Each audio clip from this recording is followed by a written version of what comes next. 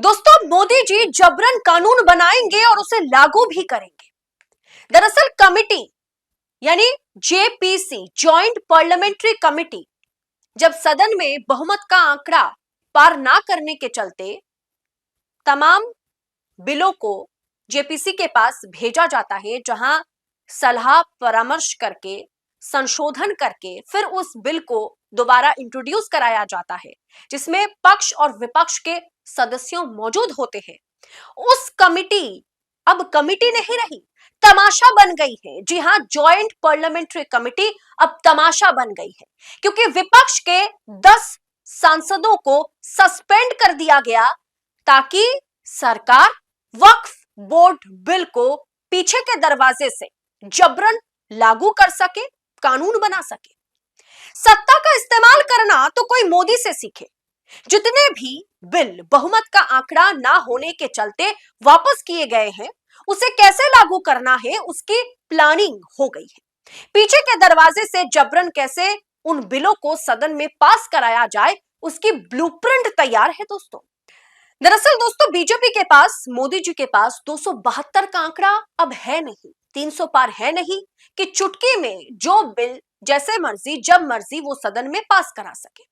और इसी के चलते वक्फ बोर्ड बिल को कहीं ना कहीं जेपीसी के पास भेजना पड़ा, क्योंकि इस बिल को सदन में पास कराने में मोदी जी सक्षम नहीं हुए थे।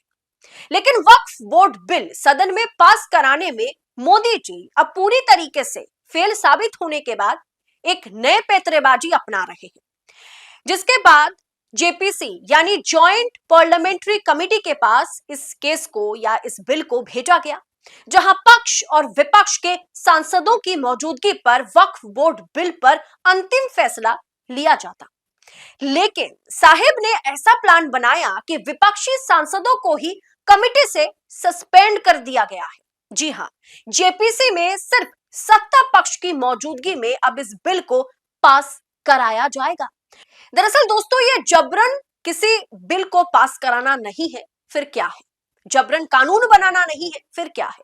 वक्फ बोर्ड बिल पर 10 सांसदों को कमिटी से सस्पेंड कर दिया गया है, बिन मतलब का, मतलब कोई भी वजह नहीं है।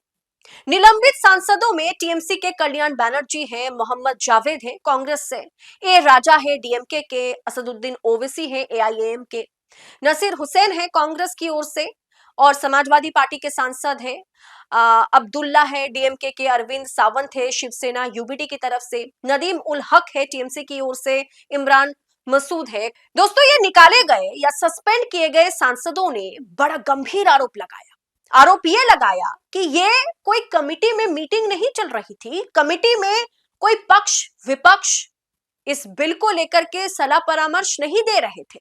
दरअसल आपातकाल, जी हां, अघोषित इमरजेंसी जैसा माहौल बन गया है अब इस बिल को लेकर के जेपीसी में। शुक्रवार को भी कमिटी के चेयरमैन ने किसी सदस्यों की बातें नहीं सुनी।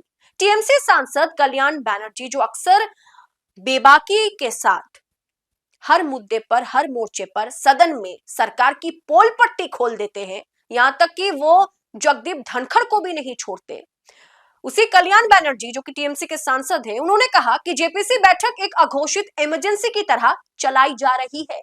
अध्यक्ष किसी की नहीं सुनते। कमेटी में सदस्यों के तौर पर शामिल भाजपा सांसद ये सोचते हैं कि वो खुद उप प्रधानमंत्री या उप गृह मंत्री बन गए हैं। वो मोदी या शाह के छोटे भाई खुद को समझने लगते हैं। कल्याण बैनर्जी ने कहा कि सब पूरी तरह से दिखावा है। दरअसल जेपीसी में कुछ भी नहीं हो रहा है, ये बस दिखावा करने की कोशिश है। हमें बताया गया था कि 24 और 25 जनवरी को बैठक होगी। अब आज यानी शुक्रवार की बैठक के लिए एजेंडे को ही बदल दिया गया। जेपीसी में विपक्षी सदस्यों का इस बात पर जबरदस्त ऐतराज है कि बिना पूर्व सूचना के एजेंडे को कैसे जेपीसी या कमेटी जो है वो बदल सकती है, और इसके लिए पहले से हम लोगों को बताया भी नहीं गया था। इतने बड़े मुद्दे पर बात करनी थी, इतने बड़े मुद्दे पर चर्चा होने थे। लेकिन दोस्तों, अब यहां पर जब तमाम सांसदों ने इस मुद्दे को उठाया, थोड़ी हलचल हुई, थोड़ा बवाल मच गया और इसके चलते 10 सांसदों को, विपक्षी सांसदों को निलंबित कर दिया गया। दरअसल शुक्रवार जेपीसी में यही हुआ। करीब 11 बजे सदस्य जब बैठक के लिए पहुंचे तो उन्हें बताया गया कि बैठक का एजेंडा ही बदल गया। विपक्षी सदस्यों ने कहा नए एजेंडे और जो ड्राफ्ट है इसमें प्रस्तावित बदलाव पर उन्हें रिसर्च करने के लिए समय चाहिए और वो समय उन्हें नहीं दिया जा रहा है, चर्चा करने की जरूरत है। लेकिन कहीं ना कहीं सरकार हर दिन, जिस दिन इस पर चर्चा होनी है, जेपीसी की बैठक होनी है, उसी दिन एजेंडे को बार बार बदल रही है। इस घटनाक्रम से सरकार की मंशा को समझा जा सकता है दोस्तों कि आखिर सरकार चाहती क्या है। वो तमाम प्रस्तावों में मनमाना बदलाव करके इस विवादित बिल को, विधेयक को पास कराना चाहती है, कुछ और नहीं। वक्फ जेपीसी के चेयरमैन ने जम्मू कश्मीर से एक प्रतिनिधि मंडल को भी उसके विचार सुनने के लिए बुलाया था, जिसका नेतृत्व धार्मिक प्रमुख मीरवाइज उमर फारूक कर रहे थे।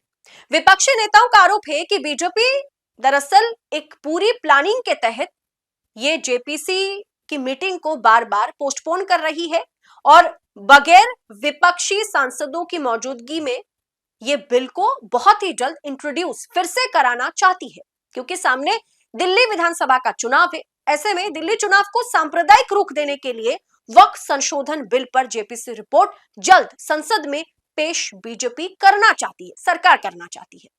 तमाम राज्य, खास करके उत्तर प्रदेश में वक्फ जेपीसी बैठकों के दौरान बीजेपी पूरा एक नैरेटिव तैयार कर रही है, जिसे दरअसल फेक करार दिया गया है। मतलब विपक्ष कह रहा है कि एक फेक प्रोपेगेंडा है, क्योंकि लखनऊ में 2 दिन पहले जो बैठक हुई जेपीसी की, उसमें यह बताया गया कि यूपी की बीजेपी सरकार ने बकायदा ये नजरिया पेश किया है, ये दावा किया है, जिसे मीडिया ने भी खूब उछाला। मीडिया ने इस मुद्दे को खूब भुनाया कि सरकार ने जेपीसी को बताया, यूपी सरकार ने, योगी सरकार ने, कि 78% वक्फ की जमीनें दरअसल सरकार की है। यहां तक कि उसने लखनऊ में ऐतिहासिक छोटे और बड़े इमामबाड़े, अयोध्या में बघेल के महल को भी सरकारी प्रॉपर्टी बना दिया, जबकि ये सारी ऐतिहासिक प्रॉपर्टीज ब्रिटिश के समयकाल से ही वक्फ संपत्तियां रही, जिनकी देखरेख आर्कियोलॉजिकल सर्वे ऑफ इंडिया करता है। यानी कुल मिलाकर के देखा जाए, वक्फ बोर्ड बिल को दोबारा से इंट्रोड्यूस कराने के लिए विपक्षी सांसदों को एलिमिनेट कर दिया गया, विपक्षी सांसदों को बाहर का रास्ता दिखाया गया, ताकि इस पर पक्ष विपक्ष नहीं, सिर्फ सत्ता पक्ष इसे चुनकर फिर से संसद में पास करा सके। यह जबरन कानून बनाने की कोशिश नहीं है, फिर क्या है। इस तरीके से कहीं पर भी लोकतांत्रिक ढांचा जो है वो बचा हुआ है ही नहीं। लोकतांत्रिक प्रक्रिया के जरिए जेपीसी के पास बिलों को भेजा जाता है, वहां पक्ष और विपक्ष बैठते हैं, इस पर पूरी तरीके से विचार विमर्श करने के बाद, संशोधन करने के बाद बिल को फिर एक बार लोकसभा और राज्यसभा में इंट्रोड्यूस कराया जाता है। लेकिन यहां पर विपक्ष को ही एलिमिनेट कर दिया। भाई तुम्हारी जरूरत ही क्या है, क्योंकि सरकार मनमाने ढंग से हर एक बिल को कानून में बदलना चाहती है।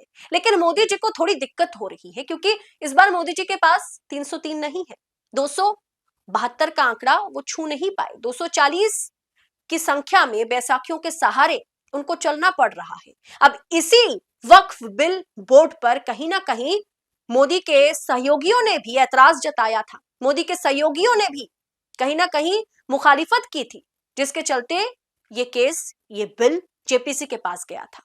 मोदी को ना तो विपक्ष की परवाह है और ना ही उनके साथ सहयोगी दलों की उन्हें कोई परवाह है। कुल मिलाकर के देखा जाए तो जबरन कानून बनाने की, बिल पास कराने की, अगर सदन से वो बिल जेपीसी के पास गया है तो उसे पीछे के दरवाजे से जबरन लागू करने की कोशिश हो रही है। क्या आप मानेंगे कि देश में अभी भी लोकतंत्र जिंदा है, या लोकतंत्र जो है वो आखिरी सांसें ले रही है? इस पूरे विषय पर आपकी टीका टिप्पणी कमेंट बॉक्स में हमारे साथ शेयर जरूर कीजिएगा। बाकी ऐसी तमाम खबरों को न्यूज लॉन्चर के मंच पर पाने के लिए चैनल को सब्सक्राइब करते हुए जाइएगा। बहुत बहुत शुक्रिया आप सभी का।